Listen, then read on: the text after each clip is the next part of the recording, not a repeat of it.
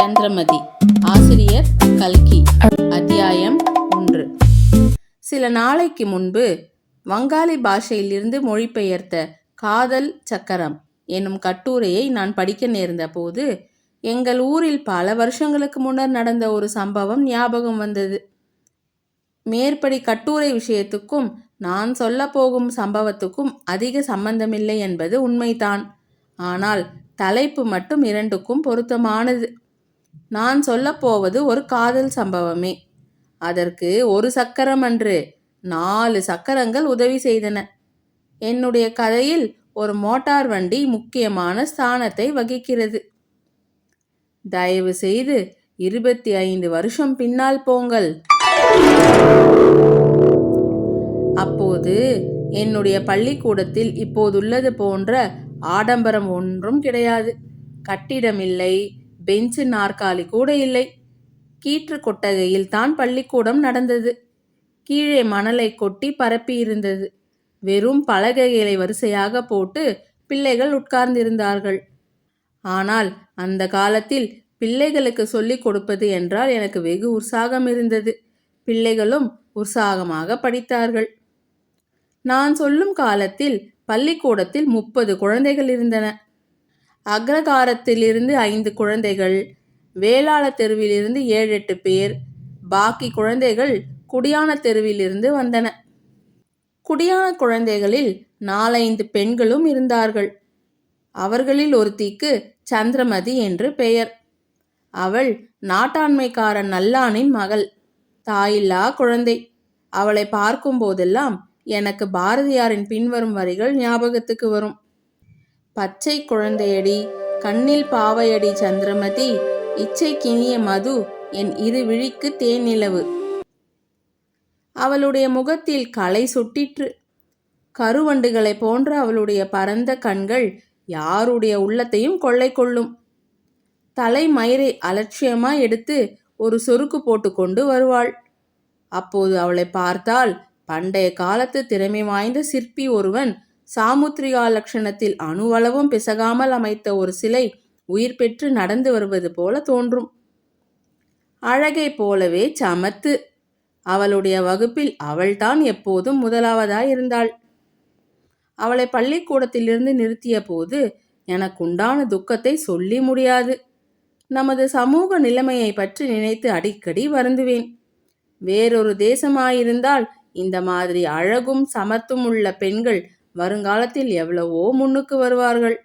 இந்நாட்டிலோ சின்ன ஜாதி, பெரிய ஜாதி, ஏழை, பணக்காரன் முதலிய எவ்வளவோ வித்தியாசங்கள், கட்டுப்பாடுகள். பெண் குலத்தின் பெருமை பிரகாசிப்பதற்கு வழியே கிடையாது. வயதாகும் போது இந்த பெண்ணை யாராவது ஒரு குடிகாரன் கழுத்தில் கட்டிவிடுவார்கள்.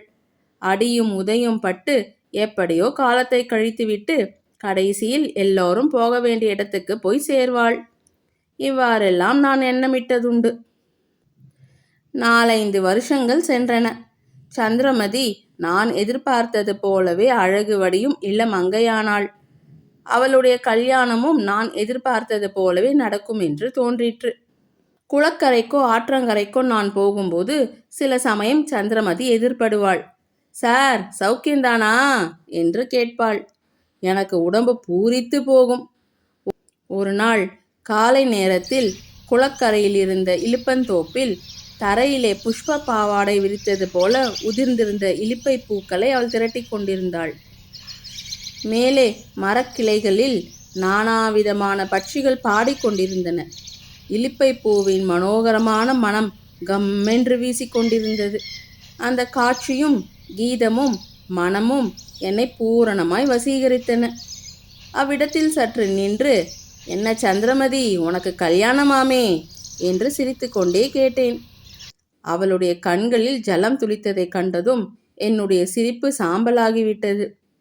சார், நான் சொல்றதே கேளுங்கள். என்னை நீங்கள் கட்டி கொண்டு விடுங்கள். நான் வீட்டில் அம்மாவுக்கு ஒத்தாசையாக வேலை செய்து கொண்டிருக்கிறேன் என்றாள். எனக்கு அப்போது வயது 50. ஆனாலும் நாம் 25 வயது இளைஞனாயிருக்க கூடாதா என்ற ஏக்கம் உண்டாயிற்று. நான் மட்டும் வாலிபனாயிருந்திருந்தால் சந்திரமதியை அந்த கருப்பு மீசைக்காரனுக்கு கல்யாணம் செய்து கொடுப்பதை பார்த்து கொண்டிருப்பேனா? என்னுடைய ஜாதி, சம்பிரதாயம், குலம், கோத்திரம் எல்லாவற்றையும் அவளுக்காக தத்தம் செய்ய தயாராயிருப்பேன். அவளுக்காக மோட்சத்தை கூட தியாகம் செய்வேன். ஆனால் என்ன பிரயோஜனம்? சீதைக்கு சுயம்வரம் வைத்து ஜனகர் உலகத்தில் ஆண்மையும் வீரமும் அற்று போய்விட்டனவா என்று கதறினாராமே, அந்த மாதிரி தான் நானும் நம் தேசத்தில் வாலிபமும் தீரமும் நசித்து போய்விட்டனவா என்று நினைத்து வருந்தினேன். அத்தியாயம் 2. இப்போது இந்த கதையில் சில புதிய பாத்திரங்களை உங்களுக்கு நான் அறிமுகப்படுத்தி வைக்க வேண்டும். அவர்களில் ஒருவன் தான் மேலே நான் குறிப்பிட்ட கருப்பு மீசைக்காரன். அவனுக்கு வயது 45க்கு மேல் இருக்கும். ஆனால் தலை மயிருக்கும் மீசைக்கும் ஏதோ வர்ணம் தடவி நரை விழுந்தது தெரியாமல் பாதுகாத்து வந்தான். அவனுக்கு கருப்பு மீசைக்காரன் என்றும் அக்கரையான் என்றும் பெயர் வழங்கி வந்தது. அக்கரை சீமையில் அவன் என்ன அக்கிரமம் செய்தானோ, யார் குடியை கெடுத்தானோ, நிறைய பணத்துடன் 4-5 வருஷத்துக்கு முன்னால் எங்கள் ஊருக்கு வந்து சேர்ந்தான். கொஞ்சம் நிலமும் வாங்கியிருந்தான். நிலம் வாங்குவதற்கும் சாகுபடி செய்வதற்கும் நல்லான் அவனுக்கு உதவி செய்தான். நல்லான் ஊருக்கு நாட்டாண்மைக்காரன். ஆனாலும் சொத்து ஒன்றும் இல்லாதவன். ஏதோ கொஞ்சம் இருந்ததை கள்ளுக்கடைக்கு தொலைத்து விட்டான். அக்கரையானும் அப்படி ஒன்றும் மதுவிலக்கில் தீவிரமானவன் அல்ல. ஆகவே இருவருக்கும் சிநேகம் நாளுக்கு நாள் முதிர்ந்து வந்தது. கடைசியில் நல்லான் தன் பெண் சந்திரமதியை கருப்பு மீசைக்காரனுக்கு கட்டி கொடுத்துவிட போவதாய் ஊரில் ஒரு வதந்தி பிறந்தது. நல்லானுடைய நோக்கம் என்னவோ அவ்வளவு கெட்டது என்று சொல்ல முடியாது. அக்கரையானுக்கு நல்ல சொத்திருந்தது. பெண்டாட்டியா பிள்ளையா ஒன்றும் இல்லை. சந்திரமதியை அவனுக்கு கட்டி கொடுத்தால் அவ்வளவு சொத்துக்கும் அவளே எஜமானியாவாள். எனவே நல்லான் தன் பெண்ணின் நன்மையைத்தான் கோரினான். ஆனால் அவளுடைய மனநிலை இன்னது என்பதை அவன் உணர்ந்து கொள்ளவில்லை. உணர முயற்சி செய்யவும் இல்லை. அவளுடைய மனநிலை எனக்கு ஒருவாறு தெரிந்திருந்தது. அதை பூரணமாக அறிந்து கொண்டு விட்டதாகவே ஒரு சமயம் நான் எண்ணியதுண்டு. அது எவ்வளவு தவறான எண்ணம் என்று பின்னால் தெரிந்தது. தலை நரைத்த கிழவனாகிய எனக்கு இளம் பெண்ணின் ஹிருதயம் எவ்வாறு தெரியும்? நிற்க. எங்கள் கிராமத்துக்கு அடுத்த கிராமத்தில் ஒரு பெரிய ஜமீன்தார் இருந்தார். அவருடைய பிள்ளைகள் சிறு பிள்ளைகளாயிருந்தபோது என்னிடம் படித்தார்கள். பிறகு அவர்கள் சமீபத்தில் உள்ள பட்டணத்துக்கு போய் ஹைஸ்கூலில் சேர்ந்து படித்தார்கள். பட்டணத்து ஹைஸ்கூல்களின் சமாசாரம்தான் உங்களுக்கு தெரியுமே. வருஷத்தில் பாதி நாளைக்கு மேல் விடுமுறைத்தான். விடுமுறைக்காக பிள்ளைகள் ஊருக்கு வரும்போதெல்லாம் அவர்களை ஜமீன்தார் என்னிடம் அனுப்பி வைப்பார். இந்த பிள்ளைகளுடன் ஜமீன்தாரின் மைத்துனர் மகன் ஒருவனும் வருவான். அவன் பெயர் துரையப்பன். முதலிலே இந்த பையனை அவ்வளவாக எனக்கு பிடிக்கவில்லை. டாப்பு ஜெராப்பு அதிகம். ரொம்ப கர்வக்காரன். பெரியவர்களிடம் மட்டு மரியாதை கிடையாது. ஐயோ, இந்த டம்பாச்சாரியோடு சேர்ந்து நம்முடைய ஜமீன்தாரின் நல்ல பிள்ளைகளும் கெட்டு போவார்களே என்று கவலைப்பட்டேன். ஆனால் நாளடைவில் அந்த பையன் மேல் இருந்த வெறுப்பு எனக்கு குறைந்து வந்தது. அவன் மேல் அபிமானம் கூட உண்டாயிற்று. அதற்கு காரணம் என்னவென்று சொன்னால் நீங்கள் ஆச்சரியப்படுவீர்கள். என்னை பற்றி கூட ஒரு மாதிரி நினைக்க தொடங்குவீர்கள். ஆனாலும் உண்மையை சொல்லத்தானே வேண்டும். துரையப்பனையும் சந்திரமதியையும் பற்றி ஊரில் வதந்தி உண்டாகி பரவிற்று. கோவிலிலும் குளக்கரையிலும் மாந்தோப்பிலும் களத்து மேட்டிலும் துரையப்பனும் சந்திரமதியும் சந்திப்பதாக பேச்சு ஏற்பட்டது. 1ஐ 10ஆக சொல்லுவது தான் நம்முடைய ஊர் வழக்கமாயிற்றே. ஆகையால் இந்த பேச்சை நான் முழுதும் நம்பவில்லை. ஆனாலும் அது உண்மையாயிருக்க கூடாதா என்று ஆசைப்பட்டேன். சந்திரமதிக்கு எவ்வளவு பெரிய அதிர்ஷ்டம் வந்தாலும் தகும். எப்படியாவது அவள் கருப்பு மீசைக்காரனுக்கு வாழ்க்கைப்படாமல் இருந்தால் நல்லது. துரையப்பன் பணக்காரனாயிருக்கலாம், சந்திரமதி ஏழையாயிருக்கலாம். அவர்களுடைய ஜாதிகளிலும் ஏற்றத்தாழ்வு இருக்கலாம். இதனாலெல்லாம் என்ன மோசம்?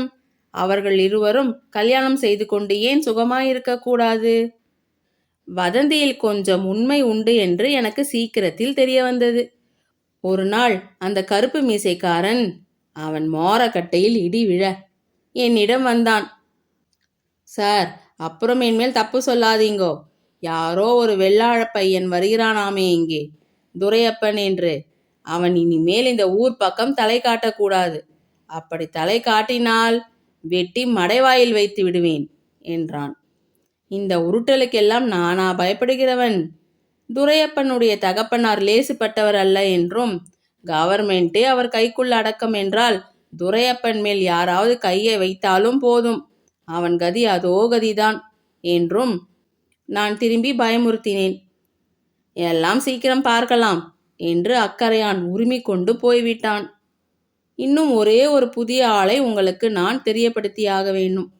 அவனுடைய பெயர் நாகரத்தினம், குடியான பையன். இவனை பற்றி எப்படியெல்லாம் என்னுடைய அபிப்பிராயத்தை மாற்றிக்கொள்ள வேண்டி வந்தது என்பதை நினைக்கும் போதெல்லாம் எனக்கே வெட்கமாயிருக்கிறது. அவனும் 4ஆம் வகுப்பு வரையில் என் பள்ளிக்கூடத்தில் படித்தவன்தான். அப்புறம் விவசாயத்தில் அவன் தகப்பனுக்கு ஒத்தாசையாக வேலை செய்ய தொடங்கினான். தகப்பன் இருந்த பிறகு அவன் விவசாயத்தை விட்டுவிட்டான். ஒரு வண்டியும் 2 காளைகளும் வாங்கி சத்த வண்டி ஓட்டத் தொடங்கினான். இந்த தொழிலில் அவன் உல்லாசமாக காலங்கழித்தான் என்றே சொல்ல வேண்டும். சில நாள் நான் பார்த்திருக்கிறேன். அவன் சத்தத்துக்கு வண்டி அடித்துவிட்டு திரும்பி வெறும் வண்டியை சாலையோடு ஓட்டிக்கொண்டு வருவான். அப்போதெல்லாம் மானா மருதையிலே ஒரு மறுக்கொழுந்து கூடக்காரி என்று வாய்விட்டு உல்லாசமாக பாடுவான். அதை கேட்கும்போது எனக்கு கூட இந்த பிள்ளைகளுடன் டானா டாவண்ணா என்று மாரடித்து கொண்டிருப்பதை விட்டு வண்டி ஓட்டத் தொடங்கலாமா என்று தோன்றும். இப்படி குஷாலாக இருந்தவனுக்கு மறுபடியும் படிப்பில் ருசி உண்டானது எனக்கு மிகவும் வியப்பளித்தது. ஒரு நாள் என்னிடம் வந்து தான் படித்ததெல்லாம் மறந்து போகிறது என்றும் மறுபடியும் படிக்க வேண்டும் என்றும் இங்கிலீஷ் கற்றுக்கொள்ள கூட ஆசையாயிருக்கிறது என்றும் சொன்னான். ராத்திரியில் தினம் வந்து படிப்பதாக கூறினான். நான் மகிழ்ச்சியுடன் அவனுக்கு சொல்லிக் கொடுக்க ஒப்புக்கொண்டேன். குடியான பிள்ளைகளுக்குள்ளே நாகரத்தினத்தை போன்ற புத்திசாலியை காண்பது அரிது. சீக்கிரம் அவனுக்கு படிப்பு வந்தது. அக்கறையுடனும் படித்தான். என்னிடம் அவனுக்கு இருந்த பக்தி விசுவாசத்தையோ சொல்லி முடியாது. அப்படிப்பட்டவனிடம் எனக்கு மிகவும் நல்ல அபிப்பிராயம் இருந்ததில் வியப்பில்லை அல்லவா? ஒரு நாள் ராத்திரி அந்த நல்ல அபிப்பிராயம் அடியோடு மாறிப்போயிற்று. இந்த விஷ பாம்பையா இத்தனை நாளும் நல்லவன் என்று நினைத்திருந்தோம் என்று வியப்பு உண்டாயிற்று. அத்தியாயம் 3. கதையில் முக்கியமான இடம் இப்போதுதான் வருகிறது. துரையப்பனையும் சந்திரமதியையும் பற்றிய வதந்தி ஏற்பட்டு 1 வருஷத்துக்கு மேலாகிவிட்டது. சங்கராந்தி விடுமுறைக்கு ஜமீன்தார் பிள்ளைகளும் துரையப்பனும் வந்திருந்த போது ஏதாவது நடக்கும் என்று எதிர்பார்த்தேன். ஒன்றும் நடக்கவில்லை. தை சென்று மாசியும் பிறந்துவிட்டது. சித்திரையில் சந்திரமதிக்கும் கருப்பு மீசைக்காரனுக்கும் கல்யாணம் நடக்கும் என்று கேள்விப்பட்டேன். இதனால் எனக்கு மிகுந்த மன வருத்தம் உண்டாயிற்று. சில தினங்கள் மாலை நேரத்தில் நான் ஆற்றங்கரையில் உலாவ செல்வதுண்டு. அன்று வழக்கம் போல சென்றவன் வாய்க்கால் மதகின் மேல் உட்கார்ந்து சந்திரமதியை பற்றிய சிந்தனையில் வெகுநேரம் ஆழ்ந்திருந்து விட்டேன். நன்றாக இருட்டிவிட்டது. நிலவு கிடையாது. சரி, போகலாம் என்று எண்ணிய போது மதகுக்கு அடியில் ஏதோ பேச்சுக்குரல் கேட்டது. இருட்டிய பிறகு ஆற்று மணலோடு நடந்து யாரோ அங்கு வந்திருக்க வேண்டும். பேச்சில் வெள்ளாழ பையன், சந்திரமதி என்ற சொற்கள் காதில் விழவே உற்று கவனித்தேன். குரலிலிருந்து பேசியவர்கள் நல்லானும் கருப்பு மீசைக்காரனும் நாகரத்தினமும் என்று தெரிந்தது. நல்லான் கருப்பு மீசைக்காரன் இவர்களுடனே நாகரத்தினமும் இருந்தது தான் எனக்கு வியப்பு அளித்தது. அவர்கள் என்ன பேசுகிறார்கள் என்று கேட்க ஆவல் உண்டாயிற்று. சமய சந்தர்ப்பங்களும் அதற்கு உதவி செய்தன. அவர்கள் பேசியதை கேட்க கேட்க எனக்கு கோபம் பொங்கி கொண்டிருந்தது. அட பாவிகளா, இப்படியா சூழ்ச்சி செய்கிறீர்கள்? வெளிப்பார்வைக்கு சாதுவை போல தோன்றிய இந்த நாகரத்தினத்தின் வஞ்ச நெஞ்சந்தான் என்ன? என்னை அறியாமல் அடே படுபாவி என்ற வார்த்தைகள் என் வாயிலிருந்து வந்துவிட்டன. யார் அங்கே என்று ஒரு குரல் கேட்டது. ஏன், நான் தான் என்றேன். அடுத்த நிமிஷம் 3 பேரும் வந்து என்னை சூழ்ந்து கொண்டார்கள். அக்கறையான் தன் மடியில் செருகியிருந்த கொடுவாளை கையில் எடுத்துக்கொண்டான். இதோ பாருங்கள் சார், இந்த கொடுவாளால் சிங்கப்பூரில் 9 பேரின் தலையை சீவியிருக்கிறேன் நான், தெரியுமா என்றான். அவன் வாயிலிருந்து சாராய நாற்றம் குப்பென்று அடித்தது. அந்த கும்மிருட்டில் நிர்மானுஷ்யமான இடத்தில் அவன் அப்படி பேசியது எனக்கு பயத்தை உண்டாக்கிற்று.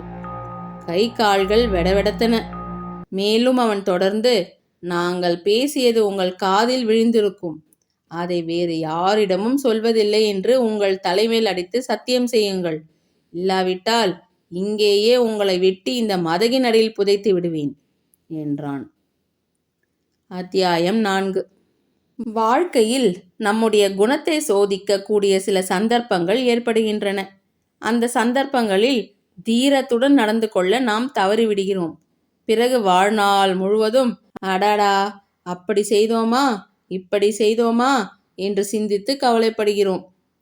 கருப்பு மீசைக்காரன் என்னை பயமுறுத்தின போது, போ, உன்னால் ஆனதை செய்து கொள், நான் வாக்குறுதி ஒன்றும் கொடுக்க மாட்டேன் என்று நான் சொல்லியிருக்க வேண்டும்.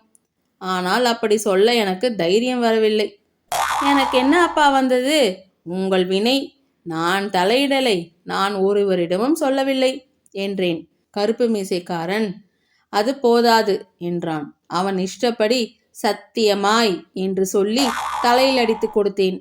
அவர்களுடைய சம்பாஷணை இன்னது என்பதை இங்கே நான் எழுதினாலும் சத்தியத்தை மீறியதாகும் என்று பயப்படுகிறேன்.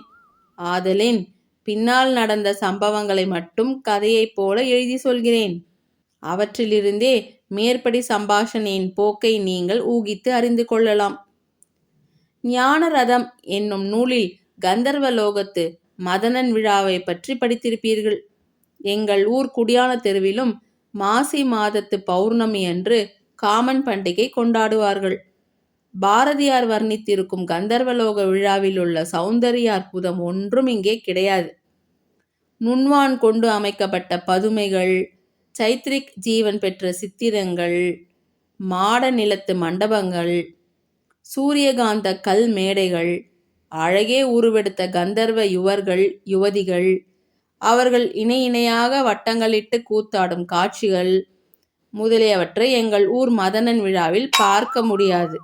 ஆனால் கந்தர்வலோகத்துக்கும் மண்ணுலகத்துக்கும் பொதுவான அம்சம் ஒன்று மட்டும் உண்டு. அதுதான் பூரணச்சந்திரனின் மோகன நிலவு.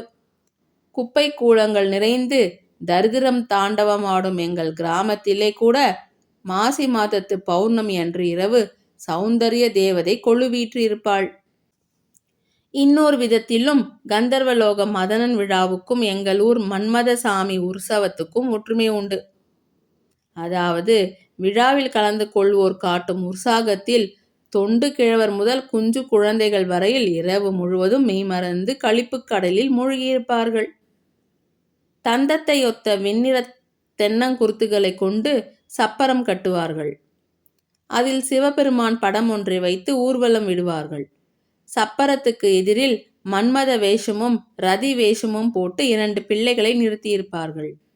மன்மதன் கையில் ஒரு வில்லை வைத்து கொண்டு பானம் விடுவது போல சைகை காட்டிக் கொண்டிருப்பான். ரதி வேண்டாம் வேண்டாம் என்று சமிஞ்சை செய்து கொண்டிருப்பாள். இப்படி ஊர்வலம் விட்டு இரவு பின்ஜாமத்தில் வெள்ளி முளைக்கும் நேரத்தில் தான் மன்மதசாமி கோவிலுக்கு வந்து சேர்வார்கள். பிறகு மன்மத தகனம் நடக்கும். பின்னர் எல்லாரும் கும்பலாய் குளத்திற்கு சென்று ஸ்நானம் செய்துவிட்டு வீடு திரும்புவார்கள். யாரோ ஒருவர் எழுதியிருந்தாரே, அதுபோல சிவபெருமான் ஒரு சிறந்த ரசிகர் என்பதில் சந்தேகமில்லை. பாருங்கள், அவர் மன்மதனுடைய உடலை எரித்துவிட்டு அவனுடைய சக்தியை மட்டும் உலகத்தில் விட்டு வைத்திருக்கிறார். இதற்கு பதிலாக அவர் மன்மதனுடைய உடலை சும்மா விட்டுவிட்டு அவனுடைய சக்தியை அழித்திருந்தாரானால் உலகம் எவ்வளவு வெறுமையாய் போயிருக்கும், வாழ்க்கை எவ்வளவு விரசமாயிருந்திருக்கும். மன்மத தகனம் நடைபெற்ற அன்றிரவிலேயே வேறொரு பக்கம் அவனுடைய சக்தி வேலை செய்து கொண்டிருந்தது. எங்கள் கிராமத்திற்கு மேற்கே 1/2 மைல் தூரத்தில் பெரிய சாலை போகின்றது. அதற்கு கிராமத்திலிருந்து கிளைப்பாதை வழியாக போக வேண்டும்.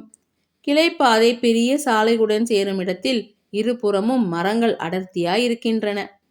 அவ்விடத்தில் அன்று இரவு வெள்ளி முளைக்கும் நேரத்திலே ஒரு மோட்டார் வண்டி நின்று கொண்டிருந்தது. அதில் டிரைவருடைய ஆசனத்தில் துரையப்பன் உட்கார்ந்திருந்தான்.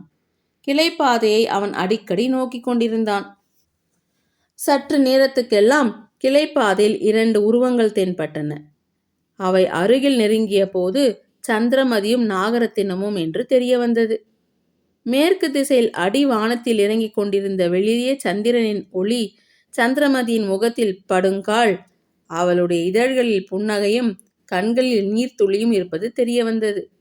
அந்நீர்த்துளிகளில் சில சமயம் நேராக சந்திர கிரகணங்கள் விழுந்தபோது அவை ஒளி வீசும் முத்துக்கள் போல பிரகாசித்தன.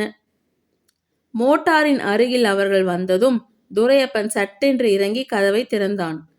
சந்திரமதி பின் ஆசனத்திலும் நாகரத்தினம் துரையப்பனுக்கு பக்கத்திலும் உட்கார்ந்தார்கள். வண்டி கிளம்பிற்று. அதே சமயத்தில் தூரத்தில் நெருப்பின் ஜுவாலை கிளம்புவது தெரிந்தது. மன்மத தகனத்தின் கோலாகல சத்தம் என்று கொண்டிருந்தது. அத்தியாயம் 5. மோட்டார் வண்டி கிராமங்களையெல்லாம் கடந்து சென்று காலை சுமார் 10 மணிக்கு தஞ்சாவூரை நெருங்கிற்று. அப்போதெல்லாம் பட்டணங்களை சுற்றிலும் சுங்கச்சாவடிகள் உண்டு. மோட்டார் வண்டிக்காரர்கள் சில சமயம் ஏமாற்றி விடுகிறார்கள் என்பதற்காக தூரத்தில் கார் சத்தம் கேட்கும் போதே ஒரு நீளமான மூங்கிலை எடுத்து சாலையின் குறுக்கே மாட்டி விடுவார்கள். மோட்டார்கள் நின்று தான் ஆக வேண்டும். துரையப்பனுடைய காரும் சுங்கம் கொடுப்பதற்காக நின்றது. அதே சமயத்தில் சுங்கச்சாவடிக்கு அருகில் இருந்த வெற்றிலைப்பாக்கு கடையில் இருந்து 2 மனிதர்கள் வந்தார்கள். அவர்கள் வண்டியின் அருகில் வந்து கதவை திறந்து கொண்டு சந்திரமதியின் பக்கத்திலே உட்கார்ந்தார்கள். அவர்கள் வேறு யாரும் இல்லை, கருப்பு மீசைக்காரனும் நல்லானும் தான். துரையப்பன் திகைத்து போனான். சுங்க ரசீது கிடைத்தது. மூங்கிலையும் எடுத்தாகிவிட்டது.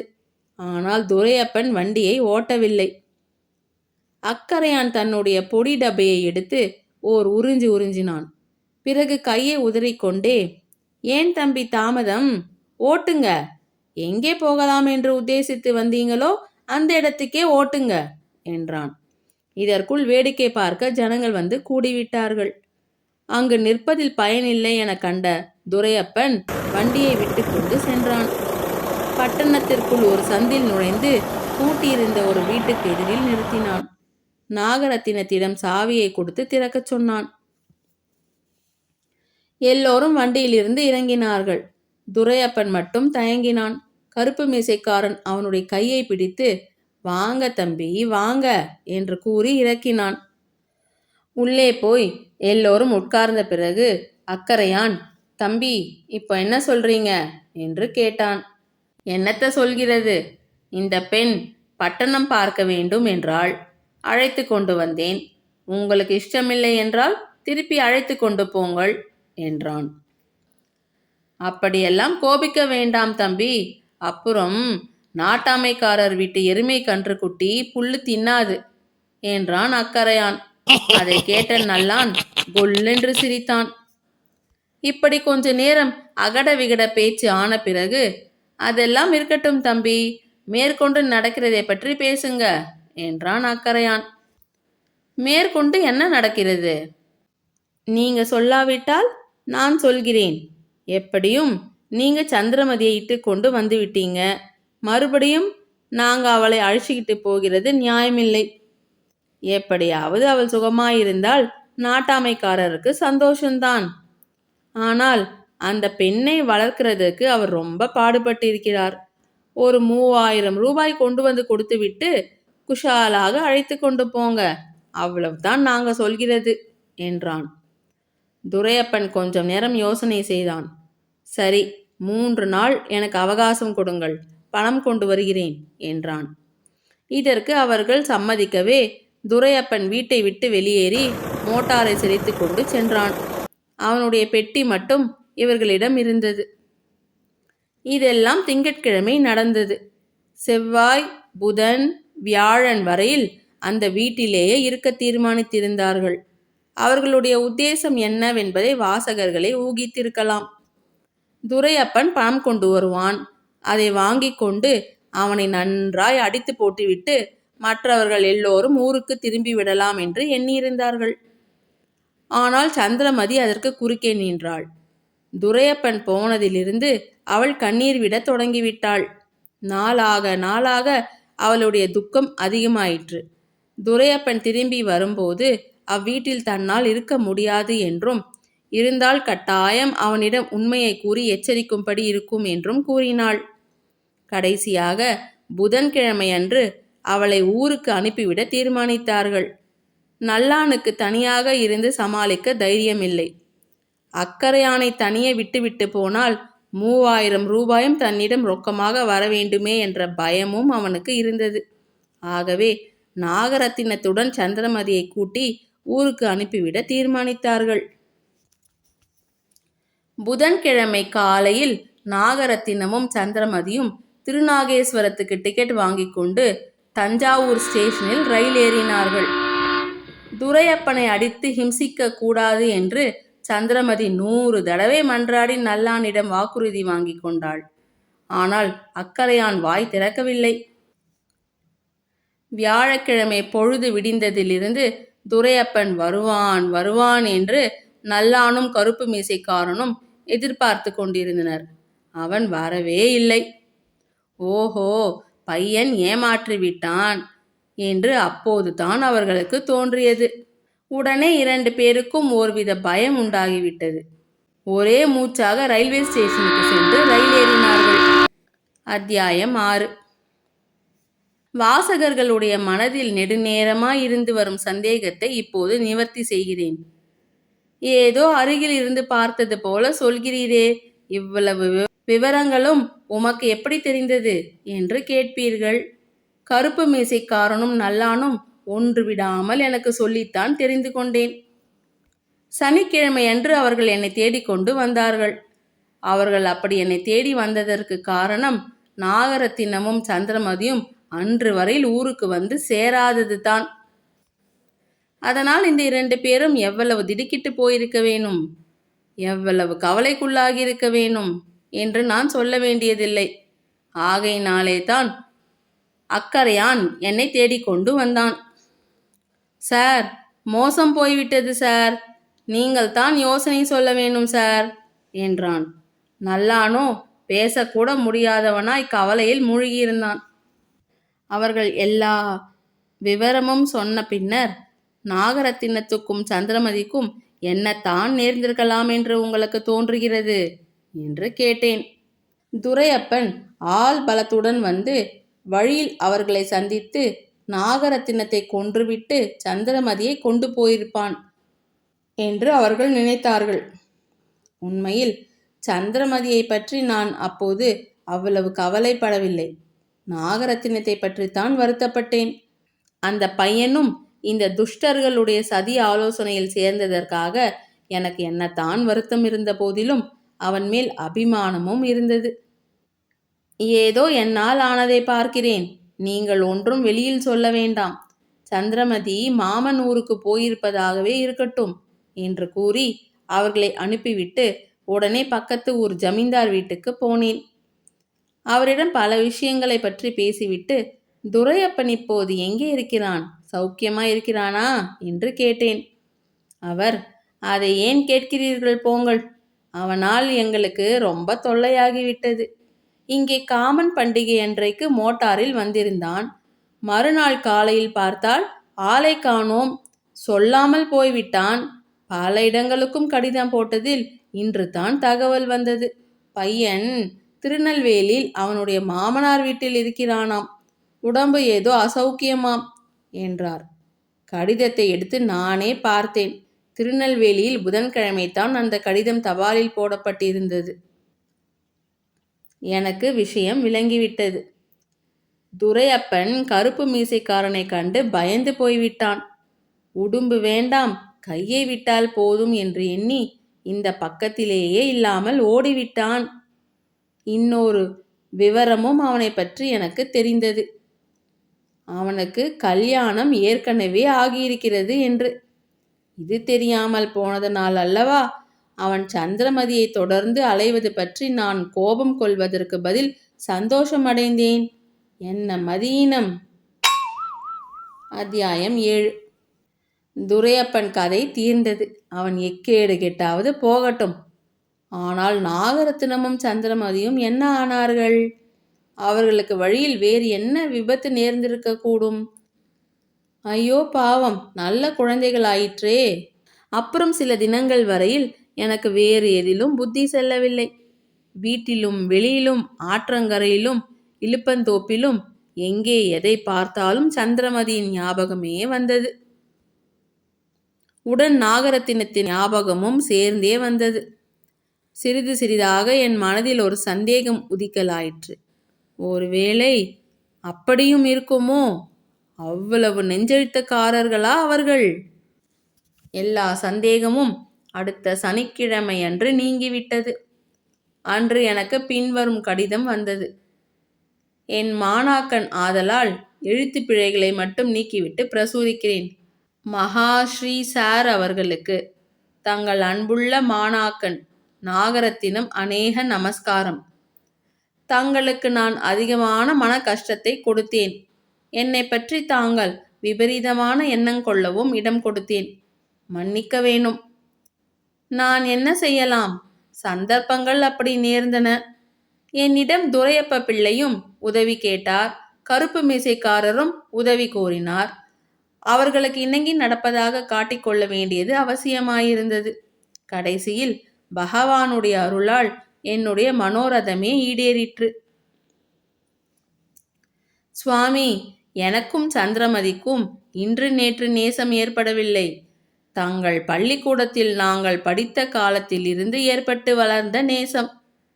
ஆனால் அது கைகூடும் என்று நான் கனவிலும் எதிர்பார்க்கவில்லை. எப்படியோ நடந்து கடைசியில் எங்கள் எண்ணம் நிறைவேறிற்று. என்னுடைய சித்தப்பன் ரங்கூனில் இருப்பது உங்களுக்கு தெரிந்திருக்கும். அவர் என்னை எத்தனையோ நாளாய் வர சொல்லி கடிதம் எழுதி கொண்டிருக்கிறார்.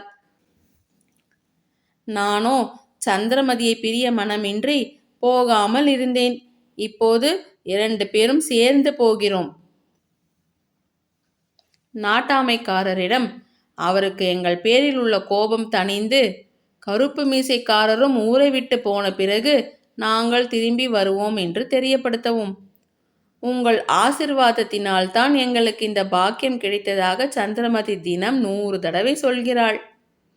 இந்த கடிதம் கப்பலில் எழுதுகிறேன். ரங்கூனில் இறங்கியதும் தபாலில் சேர்ப்பேன். பிறகு எங்களுடைய சேம லாபங்களை பற்றி அடிக்கடி கடிதம் எழுதி கொண்டிருப்பேன்.